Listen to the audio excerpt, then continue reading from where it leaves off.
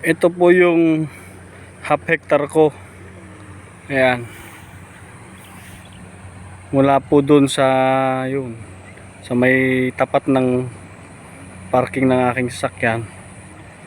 Ayan. Mula po dyan. Ayan, yung may parang kahoy na yun. Yan po. Hanggang dun naman yan. Dun sa may bandera na yan. Yan po ay half hectare. Oh. Nakaunan po ito sa kalsada.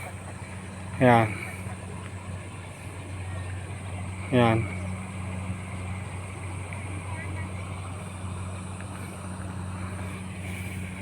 Ito naman po yung karugtong aripit.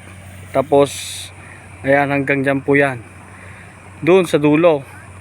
Ayan, kung may nakikita, napapansin nyo po, natatanong nyo, parang bandera po doon. Doon po ang katumbas niya, 2 hektarya po yan. Ayan.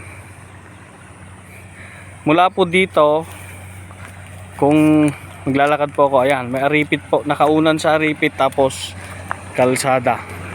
Ayan.